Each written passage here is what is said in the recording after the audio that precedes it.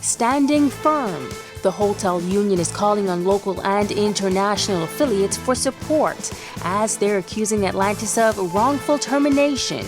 Plus, powered up. Bahamas Power and Light says North Andros residents are back up after weeks of power issues. We have the details. And later, are you looking to build soon? Our Jamila Mizik has all you need to know to get the process started in this week's Work in Progress. And then in our news at 7:30, passengers and employees at the Marsh Harbor Airport were in darkness yesterday, but officials say a permanent backup solution is on the way. Our news live at 7 starts now.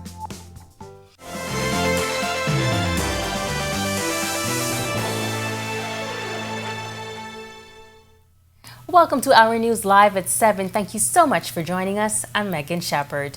The Bahamas Hotel Catering and Allied Workers Union is calling in the international troops after they claim their shop steward was unlawfully terminated from the Atlantis resort. Union President Darren Woods is calling it an attack on unions. We've also applied to our international affiliates, the IUF, who is going to be sending a communication to the ILO and also to the government in this regard, because the attack that we see on Ms. Adley is an attack on the union, because she was operating in the capacity of a chief shop steward, so which means she was representing the people. The worker was terminated last week, Friday. Atlantis declined to comment on the issue. Meantime, Wood says the hotel explained she was terminated for inciting and gross insubordination. On Thursday, other unions joined them in this movement, adding that a meeting is planned with the Prime Minister. We are also arranging a meeting with the Prime Minister for us to put some legislative thoughts before them for union access, because another fight that we're fighting is the access of the union to its members. It seems as if the monstrosity over there wants to dictate and restrict the union's access to its members. Two, how the union and its members are treated while on property. Three, the protection of workers as a whole. Meantime, officials from Bahamas Power and Light say they have substantially restored electricity in North Andros following the catastrophic fire that destroyed the power plant in Nicholstown last week. In recent days, the power giant had encountered issues in restoring power to the area due to contaminated fuel damaging 2 units. In a statement released today, BPL said while one genset remains damaged, the other unit has been successfully drained and returned to service. BPL is currently in contact with its fuel handling and distribution service provider, Focal, to confirm the source of contamination. The other available units in North Andros are operable.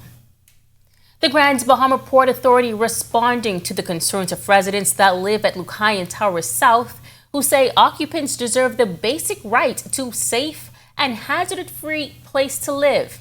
In a statement, the Vice President of Building and Development, Nikira Wilshcombe, says the GBPA has exhausted every avenue to appeal to and have the board address the growing number of risks at Lucayan Tower South, like a non-functioning fire pump, tank system, and defective exhaust fans on the roof, which are required for ventilation of the hallways and laundry rooms.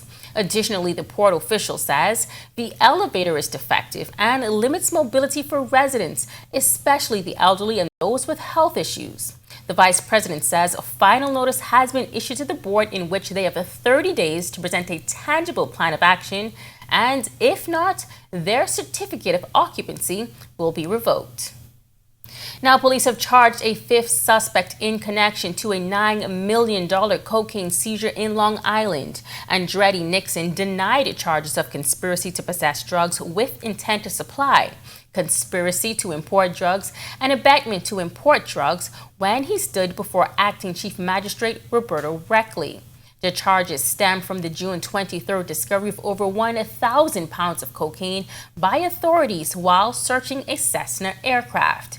Nixon was granted a $50,000 bail, and he is expected to return to court on September 4th for the start of his trial. Nixon is charged along with Harry Doltz, a retired policeman, and 3 Mexicans. They are charged with conspiracy to import drugs, conspiracy to possess drugs with the intent to supply, drug importation, and drug possession with intent to supply. While gang violence continues to be an issue that plagues our community, many question what's behind our young men's action. A local community leader says the answer lies in something everyone seeks. Our Joshua Williams explains. Some say happiness can only lie in acceptance, and for many of the country's youth, this is a grim reality. According to crime stats released by the Royal Bahamas Police Force, gang retaliation was one of the main motives for 76% of homicides in the country last year. 2023 has been no different, with many slain being connected to gang activity. Crime consultant Dr. Carlos Reed says the root cause lies in inclusion. Everybody wanna know that they're saying something, that they belong to something. They're looking for respect. They're looking for the same attributes that one should get in a biological family. Reed says the family structure has failed. What a lot of our young men and young women, we don't hear about them, but a lot of our young women are incorporated in this anti-social culture we call gangs. They're looking for that acceptance. They're looking for that respect. They're looking to get paid. They're looking for everything that you're looking for. But they have been convinced because of their mindset that they could find it in the gang culture rather than finding it in society. Reed says it's up to leaders to make the difference. What can we do now to reprogram the mindset of our young people where they want to be a part of something positive rather than being a part of something negative? How can we provide the attributes that they're looking for? The crime consultant has this message for young people who feel the need to be accepted. You could be more than you ever dreamed that you could be, but you got to believe in yourself. Another person's opinion about you does not have to become your reality. You don't have to prove that you are this or you're that to nobody else, but to God and to yourself. Remember, I tell you this, you are more than you giving yourself credit for. You become the sum total of the choices that you make. Reporting for Our News, I'm Joshua Williams.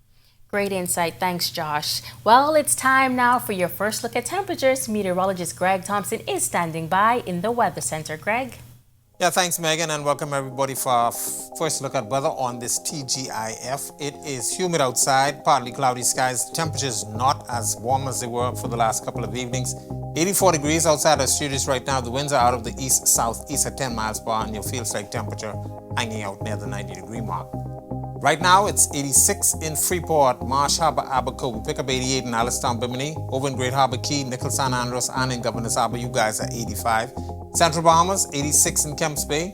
More 85s popping up in Arthurstown, Cat Island, Georgetown, and in Copentown, San Salvador. 86 in Deadman's Key and into the Southeast Bahamas. 86 in Duncantown, Ragged Island, Delectable Bay, Abrahams Bay. Over in Colonel Hill, Crooked Island, 87. 87 also in Matthewtown, Inagua, and our neighbors to the southeast, Turks and Caicos Islands, you are the warm spot at 88. Satellite and radar composite showing a tropical wave that's been moving towards the west. Showers associated with that at the northern end, spreading across the central Bahamas right now. And we will see an increase in some showers and some moisture across the northwest Bahamas as well. We also have a couple of spotty showers across the area, and those showers will continue tonight through tomorrow as this wave continues to move towards the west. But behind that, we have a batch of Saharan dust that will be moving in, and that's going to spell some continued hot temperatures for the next week. That's your first look at weather. Stick with us to look at your extended forecast is still to come. Still to come on Our News, the Commonwealth Secretary General speaks exclusively with Our News. Find out what she had to say. Plus, Basra is expanding to form a new arm and revealing its objectives for this fiscal year. And what to know before you build. This week's Works in Progress segment outlines the details of the building code. That's coming up when Our News returns. Whether you're battling a chronic condition or offsetting a new injury, Doctors Hospital's comprehensive rehab services offer the help you need now. Go to doctors. 3 advanced facilities at Collins Avenue, Carmichael Road, and Cable Beach means your personalized plan for care is just a visit away.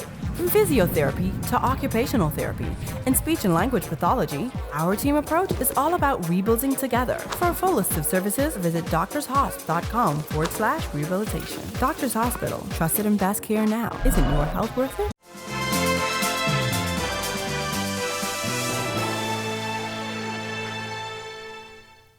The 50th Independence celebration saw dignitaries from across the world attend the Golden Jubilee events. Commonwealth Secretary General Baroness Patricia Scotland was one of them. She told Our News the Bahamas played a major role. So if you go right back to the issues of apartheid in South Africa, it was the Commonwealth who led the way on that. And it was in the Bahamas that the first accord in 1985 was made. And it was right that when Madiba Mandela came out of seclusion, out of imprisonment, he gave thanks to the Caribbean. He gave thanks to Bahamas for that leadership. As a collection of what's now 56 member states, of which 25 are small island states like the Bahamas, the Secretary General tells us how the Commonwealth also raised the alarm about climate change decades ago. But way back in 1989, in Malaysia, in Langkawi, the Commonwealth came together and told the world, we have to do something about this, or the existential threat we are suffering today would be a reality. And here we are. Now, the Baroness had much more to say on the issue. Our Marlena Leonard has a full report coming up on Our News at 7:30. Bahamas Air Sea Rescue's Northern Division recently formed a new board. Captain Cameron Gibson, who is a board member and head of hurricane operations, says there are 3 wings at Basra: the Air Wing, the Marine Wing, and a hurricane response team. So as a recently transformed organization, one of our aims is to ensure that we have proper fundraising events. And so as a newly formed board, one of our main objectives is to put a plan together to ensure that we have the right types of fundraising to fulfill our objectives for search and rescue operations. He says they often work along with law enforcement agencies in the Bahamas and the United States, adding their main objective this fiscal year is to raise funds for an aircraft. And Basra would like to have our own aircraft, in-house aircraft for search and rescue operations. Fundraising initiatives are currently ongoing for us to raise between $150,000 between $175,000 for us to source, purchase, import, and operate our own aircraft. As improvements are being made to the Bahamas' building code, there are a few important things you should know before putting up that new structure. Our Jamila Mizik shares more in tonight's Work in Progress segment.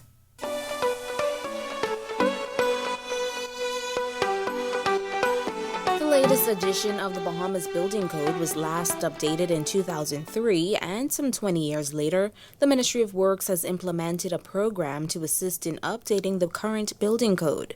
Project coordinator for the Project Implementation Unit at the Ministry of Works and Utilities, Charlene Colley, says enforcement of the code is important. It is my hope, and I guess the hope of our unit, to encourage others to focus on trying to follow the minimum standards in terms of the wall plates, the bolts, the hurricane clips, using the right size members for your roof, using the right size foundation footing at the start, installing your steel in the columns, just to improve on our constructability will help us to sustain these weather events a little bit better.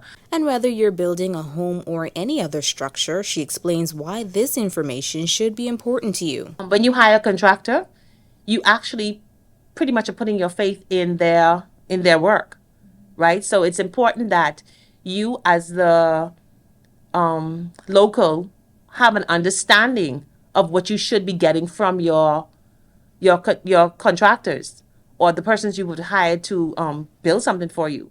Look out for the updated building code and be assured that it's whatever is done or as a result will be a mechanism that is put in place to improve our structures, to improve our sustainability, to improve our rebound time, and maybe definitely minimize the amount of devastation or impact that it has. Reporting for Work in Progress for Our News, I'm Jamila Mizik.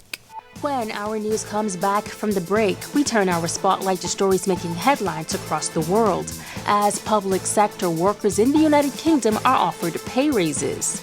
Plus, investigations into the discovery of cocaine at the White House now closed. And from the region, a Grenadian attorney seeking to have flogging discontinued as a suitable punishment. We have the details when Our News returns.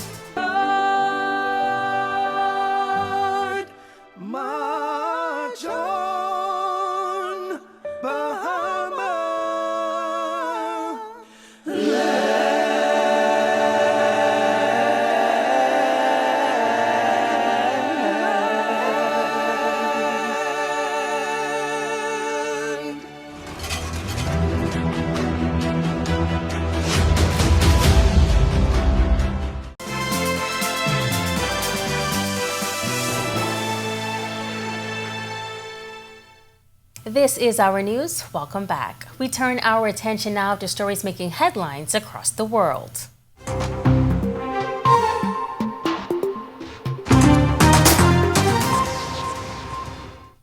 More than 1 million public sector workers in the United Kingdom, including teachers, police, and doctors, have been offered pay raises of between 5 to 7%. British Prime Minister Rishi Sunak says the government's new pay offer for public sector workers would cost billions of pounds, which had not been budgeted for and will largely have to be found from elsewhere in the government's budget. Sunak said the government would not borrow to fund the higher pay or raise taxes on citizens, though a levy paid by many recent immigrants would rise. He also called for an end to strikes. Today's offer is final. There will be no more talks on pay. We will not negotiate again on this year's settlements, and no amount of strikes will change our decision. Instead, the settlement we've reached today gives us a fair way to end the strikes, a fair deal for workers, and a fair deal for the British taxpayer. A heat wave is sweeping across parts of southern Europe with potential record-breaking temperatures in the coming days. Temperatures are expected to surpass 104 degrees Fahrenheit in parts of Spain, France, Greece, Croatia, and Turkey. Tourists shelter from the heat in Italy, some diving into the city's fountains. Southern Europe sweltered in a fierce heat wave called Cerberus on Thursday, as forecasters say temperature could hit record highs for the continent next week. Climate scientists at Reading University Hannah Clark warn that could be deadly. These temperatures are very high. It does cause danger to life, so we're very worried that a number of people will die in this heat wave. When we saw the heat wave last summer in 2022, it's estimated that over 60,000 people died in that heat wave across Europe. Heat is a silent killer. So this is the main concern, that people's lives are at risk. In Athens, an ambulance was put on standby near the archaeological site of the Acropolis, ready to provide first aid to tourists suffering in the heat. Weather alerts are put in place across Italy, Cyprus, and Greece, with the Greek authorities expecting temperatures to reach as high as 109.4 degrees Fahrenheit. Meanwhile, in Croatia, tourists cover themselves with mud to protect their skin from the burning sun. A record European temperature of 118 degrees Fahrenheit was registered in Sicily in August 2021. But the European Space Agency said next week could see the hottest temperatures ever recorded in Europe. Clark called for an end to pumping greenhouse gases into the atmosphere, but warned some changes to the climate were already locked in. The U.S. Secret Service has closed its investigation into the discovery of cocaine in the White House. It said it had attempted to determine a suspect through fingerprints, DNA traces, and video evidence, but had not been able to do so. The cocaine was discovered earlier this month in a vestibule leading to the lobby of the West Executive Avenue entrance to the White House. The small plastic bag used to contain the drugs was found in an area that can be accessed by members of the public and where mobile phones and other personal devices are stored before entering the White House. The Screen Actors... are the victims here. We are being victimized by a very greedy entity. I am shocked by the way the people that we have been in business with are treating us. I cannot believe it, quite frankly. How far apart we are on so many things.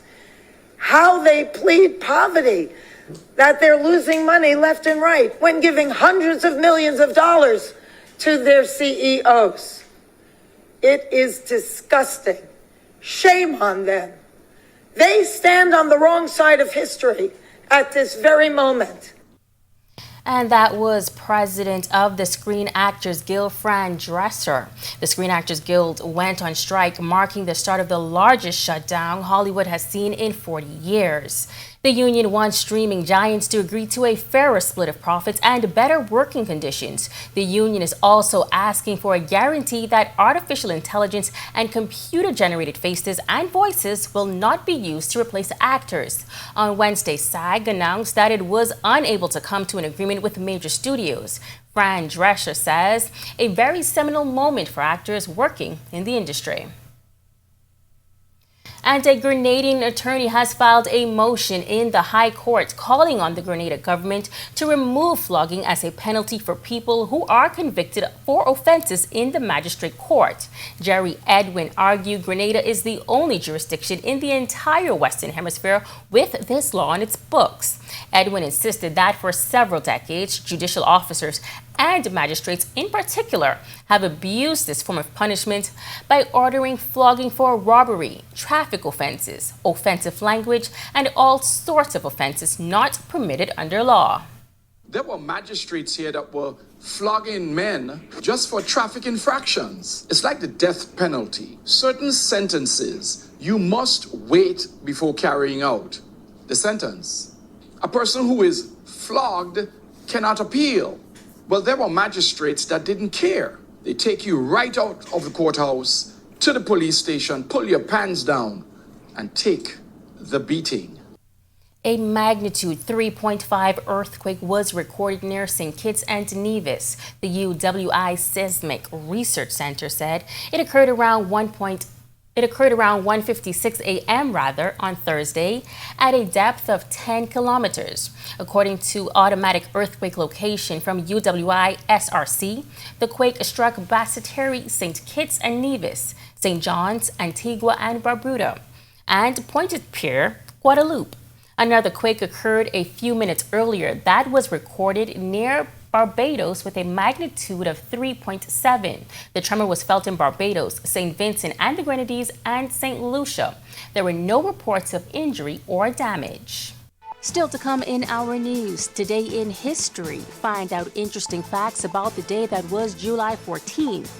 Plus, power issues plague the Marsh Harbor Airport, but a backup generator has been secured. Find out more coming up at 7:30. Also in our news at 7:30, the family of a missing child is speaking out, saying they want their child home. We have those details when our news returns.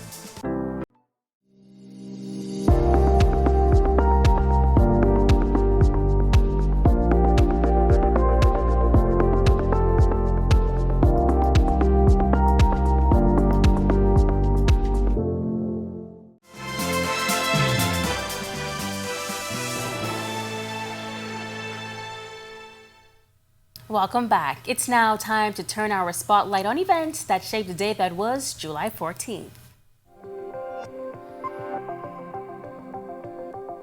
On this day in Bahamian history, in 1971, Clarence A. Bain died at the age of 66. Bain was a politician, member of parliament, cabinet minister, and civil rights activist. Born on July 16, 1904, Bain received his early education at Calabash Bay Public School. He then moved to the United States, where he lived and experienced racial segregation and the civil rights movement. This sparked an interest to fight for civil rights in him, and once he returned to the Bahamas in 1954, he would join the civil rights struggle. Bain would run in the general election as a member of the Progressive Liberal Party and won the Andros and Berry Islands constituency seat. He represented the area from 1956 to 1971. In his honor, 2 buildings were named after him, including the Clarence A. Bain Airport in Mangrove Key and the Clarence A. Bain Building on University Drive. Then in 1972, while speaking on the dock in Marsh Harbor, Prime Minister Lyndon Pindling was interrupted by several loud explosions. Previous Central and South Abaco MP Edison Key recalls the moment as an unexpected interruption. As the meeting was going on, a loud explosion, which sounded like a case of dynamite, was discharged a short distance from the dock. At the time, Pindling was aware that many of Abaco's citizens favored separation from the Bahamas rather than becoming a part of an independent nation. The Prime Minister finished his speech and moved quickly off the dock to the safety of dry land. Then in 1987, Bahamian-born American tennis player Ryan Sweeting was born in Nassau, Bahamas. He started playing competitive tennis as a teenager and made an impressive start in the junior circuit, becoming the number 2 in the world junior rankings. Sweeting played tennis professionally from his debut in 2007 to 2015, achieving his highest ranking in 2011 at the U.S. Men's Clay Court Championship. After winning this ATP World Tour singles title, his ranking rose to an all-time high of 64. Then in 2017, Dr. Bernard Nottage's funeral was held at St. Agnes Anglican Church. It was a fitting send-off held in the heart of the community that the former Member of Parliament represented for the last decade of his life. Dr. Nottage was a doctor, politician, athlete, social and political activist. He was a medical practitioner specializing in gynecology at Princess Margaret Hospital and St. Luke's Medical Center. As an athlete, he represented the country at the 1968 Olympic Games in Mexico City in the 100, 200, and the 400-meter relay. He would later serve as president of the Bahamas Amateur Athletic Association from 1976 to 1982. In his political career, he would represent the Progressive Liberal Party as a member of Parliament for the constituencies of Kennedy, Garden Hills, and Bain and Grantstown. On the 20th of June 2017, Nottage was admitted to the intensive care unit of Doctors Hospital for treatment. He would later be airlifted to Florida for further medical treatment, where he passed away on June 28, 2017. And finally, in 2020, a monument memorializing Grand Bahama residents killed during Hurricane Dorian in 1929 was unveiled during a somber ceremony in East End, Grand Bahama. The grief was evident as many family members remembered those who lost their lives.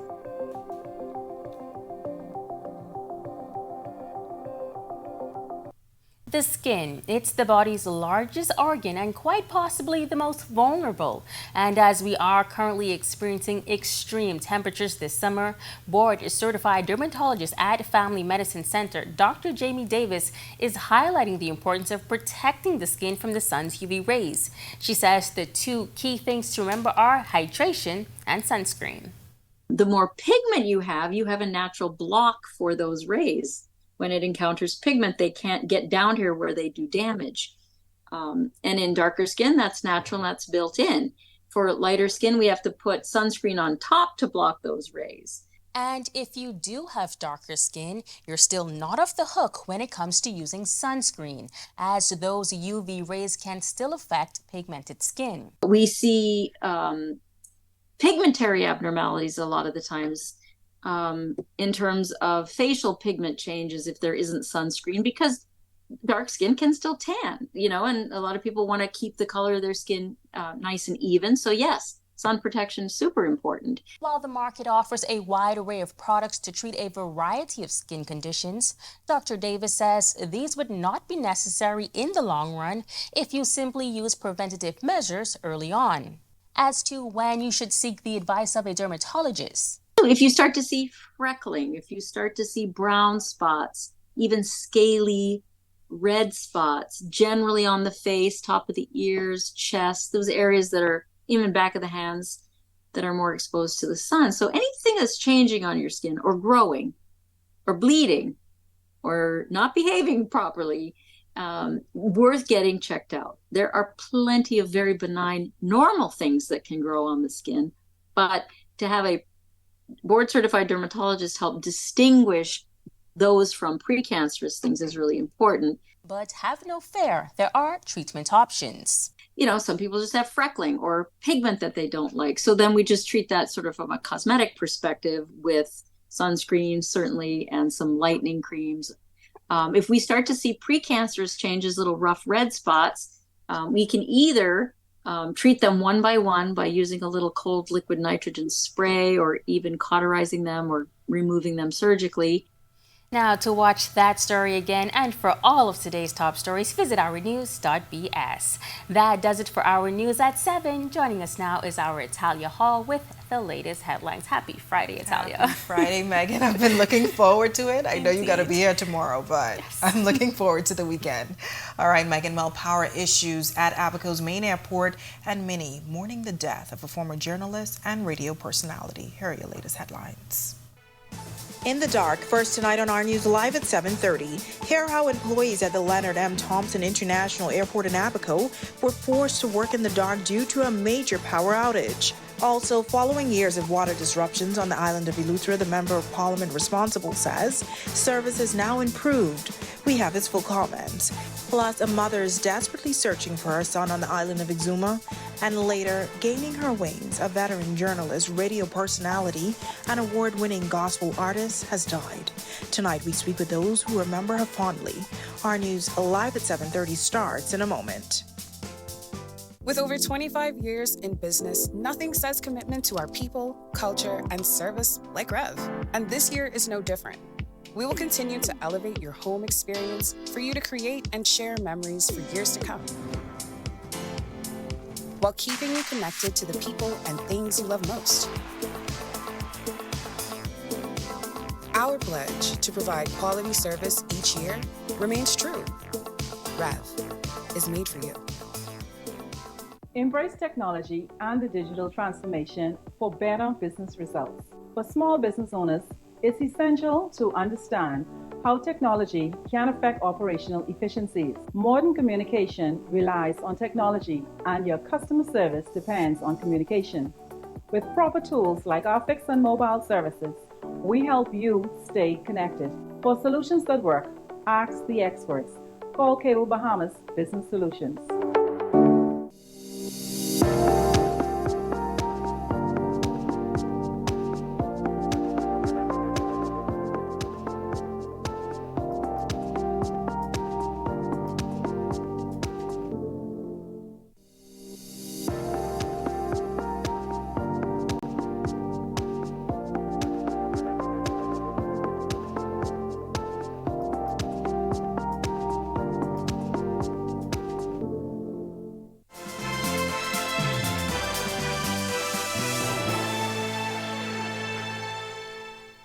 Welcome to Our News, and thank you for joining us. I'm Italia Hall.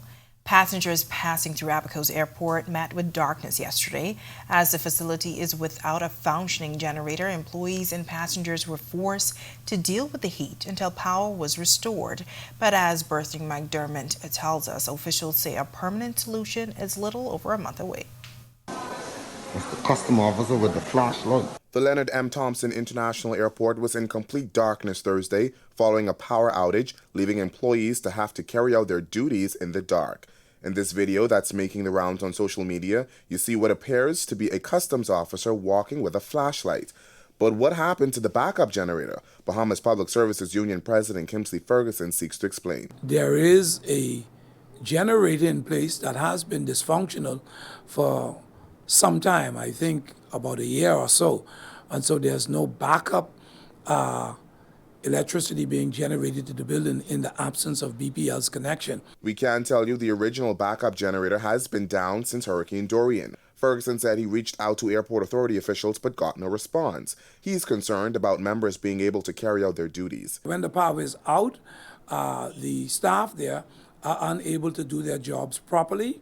And so the likelihood exists that what something that was designed to scan things properly could have done now has to be done manually. And so we may find that things that are not supposed to go through may end up going through, and then somebody is held responsible. We contacted Aviation Director Dr. Kenneth Romer, who said the outage had minimal impact on operations. He says a new backup generator has been secured and is en route to Abaco. They're estimating some 35 days from the July the 13th from the UK, and it's going to take about 10 days to be installed. But until the permanent fix arrives, he says a short-term solution has been identified. The Airport Authority has been mobilized again to ensure that a temporary fix in terms of a generator is on hand to provide some level of power. We are more concerned with the temporary, not with the permanent fix. So we don't want to continuously put a band-aid on a permanent solution. Reporting for Our News, I'm Berthany McDermott. All right, thanks, Berthany. Well, water disruption has been a long-standing issue for residents in Eleuthera. The most recent, just this past winter, when residents complained that their water was sometimes off for days at a time. Well, Member of Parliament for Central and South Eleuthera, Clay Sweeting, says the water service has improved. The water issue has been something for some time. I think over not just in recent years, but times even under the prior administration. And, unfortunately, they signed a contract with the same company leading up to election. So it's something that it's much better. He tells us that even though it's not as bad as it was a few months back, officials are still making efforts to increase manpower and resources for the area. The Minister of Works and the Chairman of Water and Sewer just taking a direct approach to ensure that the vendor puts more hands on the ground, puts more investment in Governor's Harbor and in the south. So water issue as of late has been much better, not as it was 6 to 8 months ago. So, you do intermittently have issues, but for the most part it seems to be leveling off. Police have an ID on the latest homicide victim. He is 26-year-old Fred Derek Lloyd of Tranquil Gardens off Marshall Road. Around 7 Wednesday morning, police got a call about a body at Blackstone Close and Blue Hill Road South. That's where they found Lloyd in the rear of a white Toyota Passo with gunshots to several parts on his body. Police say he is known to them as he was on bail for murder and was being electronically monitored. They are following significant leads in this case. Another young man is missing. This time in Exuma, relatives are looking for 32-year-old D'Amico Hanfield, who was reportedly last seen on Sunday, July 9th, in his neighborhood of Curtis, Exuma. Hanfield is described as 5 foot 11 inches and a half, with a dark brown complexion and slim build. D'Amico's mother, Janice Roll, sharing the last time she saw her son. The last time I saw D'Amico, that was Saturday night at around 10:30, just before I went to bed. He was sitting in the front room, and that's where I left him. Two of the neighbors, they informed me that they saw him once at around shortly after 7 a.m. on Sunday morning, and the other one claimed just shortly after. And, since that, we haven't seen or heard anything from him since. Now we understand that search efforts are ongoing with plans to carry out a dog and helicopter search of the area. Police released a missing person bulletin for Hanfield yesterday. Grateful for the overwhelming help she's received so far, Janice continues her appeal. The bottom line is him coming home. You understand? That's the bottom line for me. That is my child, and I want him home. You don't have to be in fear of me calling your name or anything to that effect. You could reach me at 554-3500 or my daughter, Tennille, at 802-7830. All right, well, a policeman accused of threatening a woman with arrest if she did not have sex with him has been freed on a $9,000 bail. Justice Gregory Hilton granted bail to Constable 4206 Shaquille Williamson during an emergency bail hearing. Prosecutors allege that Williamson was on patrol alone on July 5th when he came across a couple parked on a beach. A name check revealed that the 32-year-old woman had 2 outstanding warrants. That's when the officer allegedly told the woman that she could avoid arrest if she had sex with him. The United States Coast Guard turning over a group of migrants they caught to local immigration officers at Prince George Wharf this week. There were 3 Brazilians, 2 women and 1 man, 12 Ecuadorians, 4 women and 8 men, 1 Jamaican and 1 Mexican, both men. All migrants are now at the Carmichael Road Detention Center awaiting deportation. We've got a whole lot more to get to in a moment, but for now, a quick check on the forecast with meteorologist Greg Thompson, who is in the Weather Center. Greg? Yeah, thanks, Natalia. Welcome everybody for a quick check on conditions outside our studios and around the islands. It's 84 degrees outside our studios right now. We're calling it warm and muggy once again. Not as warm as we had the last couple of evenings. East-southeast winds at 10 miles per hour and your feels like temperature hanging out near the 90-degree mark. Satellite and radar composite showing a tropical wave, the northern extent of that, with some showers and thunderstorms associated with that, spreading across the central Bahamas. And we have some scattered showers across the northwest Bahamas. Most of this moisture will be moving towards the north and west as that tropical wave continues to move towards the west. So we're looking at increased shower chances throughout the northwest and central Bahamas tonight to tomorrow, with some Saharan dust that's going to be moving in behind that for the upcoming week. That's a quick check on conditions outside our studios and around the island. Stick with us. A look at your weekend forecast is still to come. Still to come on our news, tonight we remember the life and legacy of a former journalist, radio personality, and award-winning gospel artist. And hear why an official of the Commonwealth says the Bahamas has played a major role in the development of the association.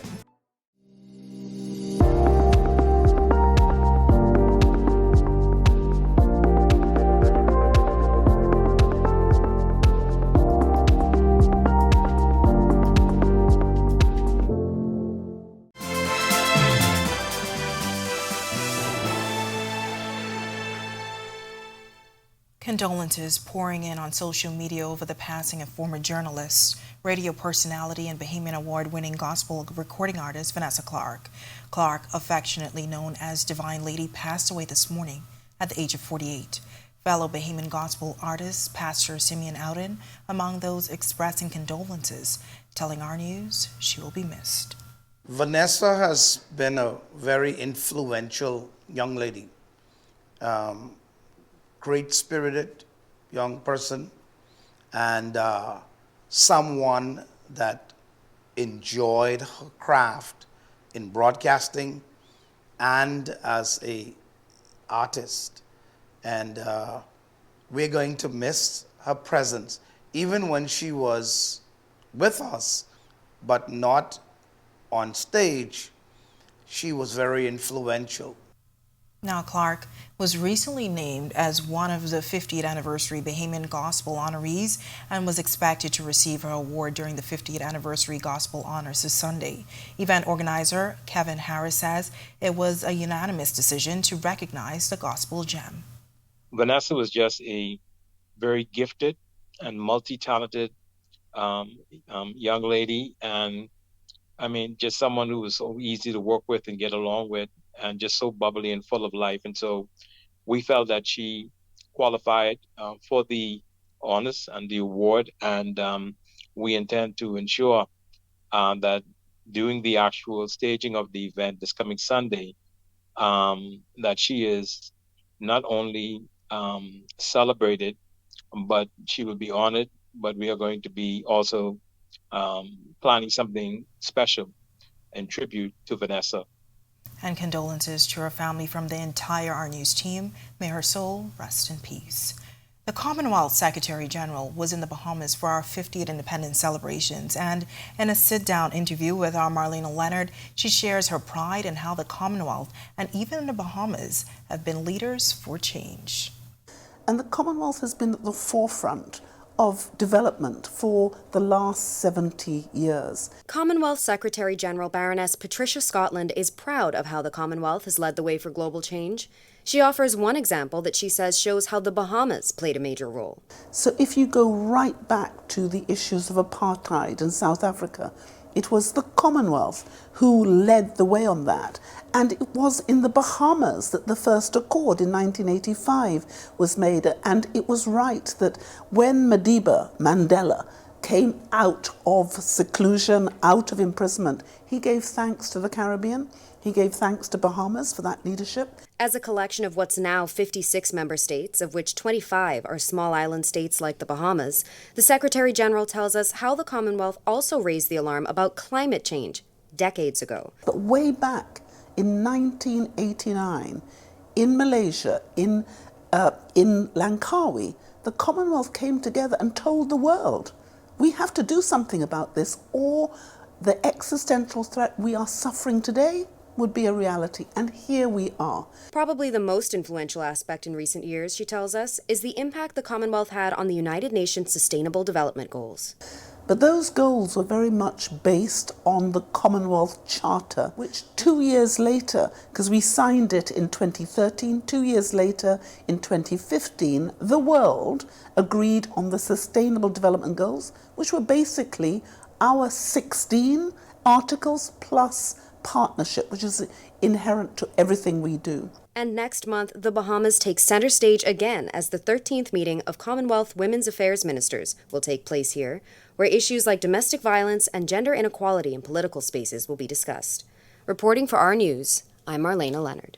All right, thanks for that, Marlena. Well, the Bahamas Alliance for Animal Rights and Kindness signing a memorandum of understanding with the Ministry of Agriculture, Marine Resources, and Family Island Affairs.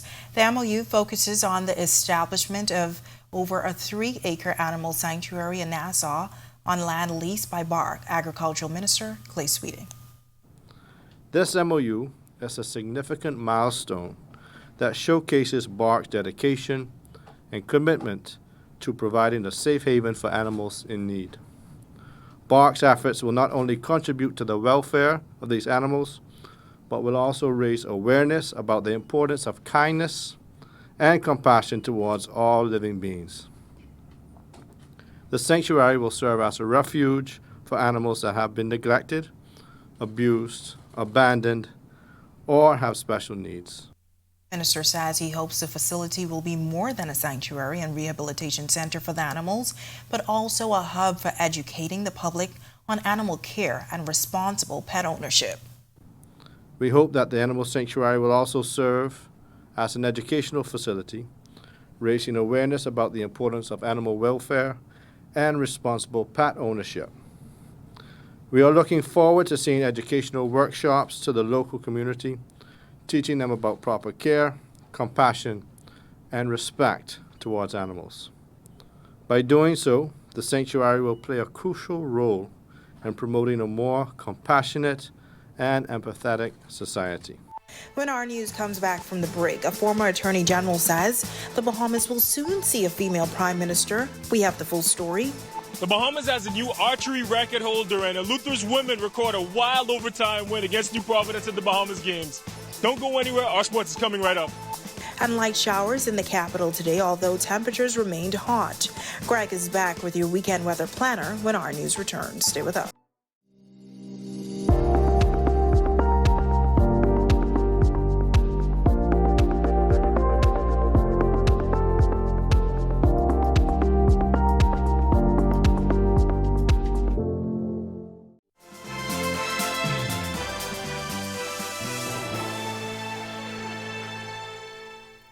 This is Our News. Welcome back. As the country is celebrating 50 years of independence, the advancement of women in our society remains vital. We currently have 2 women leading the House of Parliament and the most women sitting around the cabinet table in a single administration. What we have yet to see, however, is a female prime minister. Women's rights advocate, and former Attorney General Alison Maynard Gibson Casey believes that it will happen sooner. I think that we will see, in short order, a female prime minister. Remember now that we have to work. Our system, we don't, unlike the American system where they elect a president, we don't elect a prime minister.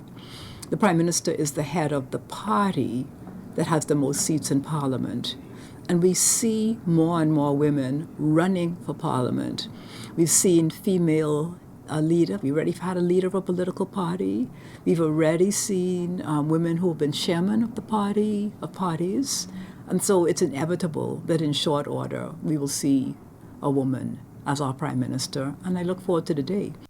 She says the key is to get elected to parliament first. In the parliament is where the power lies to change the environment. So that we can actually pass the laws and change systems. And once we have women at the table, and there will be inevitably more women at the table, we will see a female prime minister. Today's sports update is sponsored by Michelob Ultra, distributed in the Bahamas by Jimmy's Wines and Spirits. There's a new archery record holder for the Bahamas, and we recap a double overtime thriller at the Bahamas Games. Here's Tej Adley with a check on sports. Tej? Thanks, Natalia. Hello, good evening. I'm Tej Adderley, coming to you from the D.W. Davis Gymnasium and the Bahamas Games. LaRon Archer emerges one of the top archers in the Bahamas recently. He had the chance to compete at the CAC Games in El Salvador earlier this month. 18-year-old LaRon Roll participated in archery at the CAC Games in El Salvador earlier this month, placing 17th overall in the tournament, setting a national record in the process. Roll has participated in archery contests throughout Latin America and as far away as Europe. Look for his star to rise as he continues to hone his skills.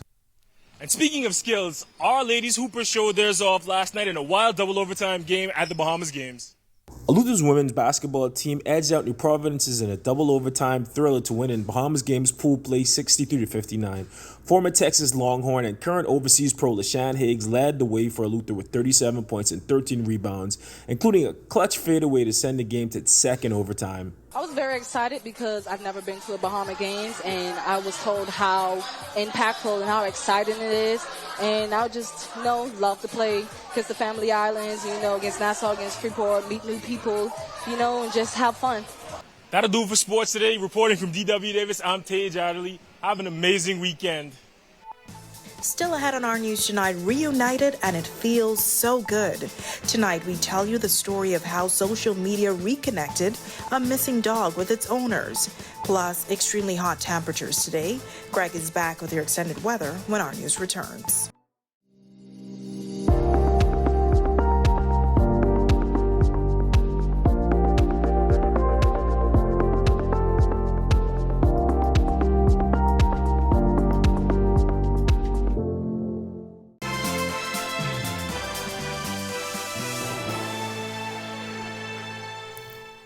Welcome back to our news. We've had clear skies, sunny conditions, and steamy temperatures this week. But what will this weekend have in store? Meteorologist Greg Thompson is back in the Weather Center. Greg? Yeah, thanks again, Natalia. Welcome everybody for our final check at weather. We are seeing some showers and thunderstorms associated with the tropical wave that's been moving through the southeast Bahamas, northern extent of that now into the central Bahamas, with some showers and some thunderstorms across that area. We're also seeing some showers and thunderstorms across the northwest Bahamas.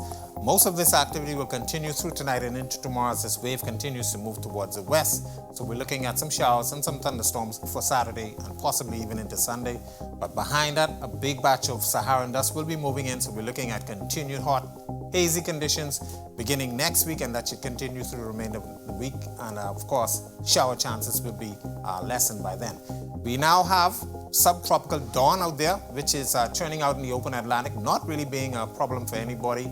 A couple of 100 miles to the southeast of Bermuda, and the track of the system will continue to stay out in the open Atlantic. Should be moving towards the north through the weekend, and by early next week take that turn towards the east-southeast, and then by middle of next week to the end of next week back towards the north. But we don't think the system will last very long. It has a very short window for any kind of strengthening. The remainder of the tropics is quiet, and of course, tropical cyclone formation is not expected over the next 7 days. Taking a look at our future forecast, some isolated showers associated with a tropical wave moving through the northwest Bahamas through tonight into tomorrow, and then eventually by Saturday, some of that should be across the extreme northern islands. Then by Sunday, dry air mass moving in, more showers in the northwest Bahamas as that tropical wave continues to exit our area, but we're looking at dry conditions, hot conditions once again next week. Boating forecast for the northwest and central Bahamas tonight to tomorrow. Your winds will be southeast to south at 10 to 15 knot, seas running 2 to 4 feet over the ocean. Your high tide was at 6:37 this evening. For the southeast Bahamas, we have a caution flag still in place for you guys down there. East to southeast winds at 15 to 20 knots, seas running 4 to 7 feet over open waters. Here's a look now at your national forecast.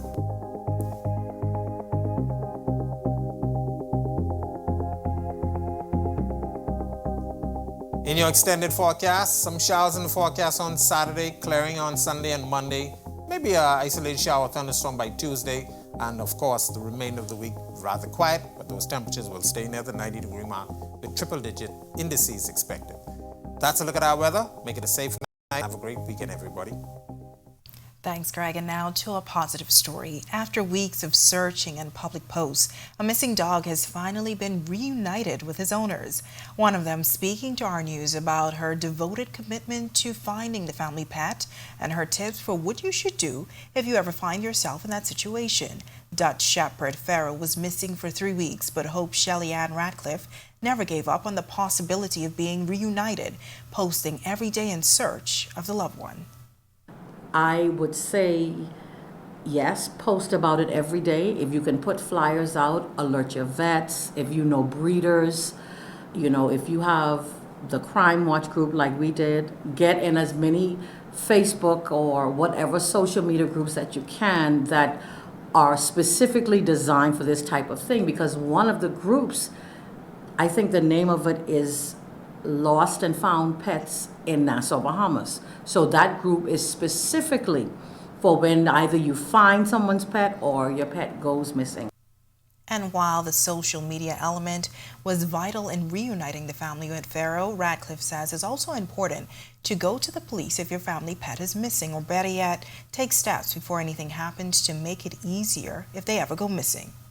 One of the first things that the police officers asked me when I went to report him missing, of course, yes, do report your pets missing.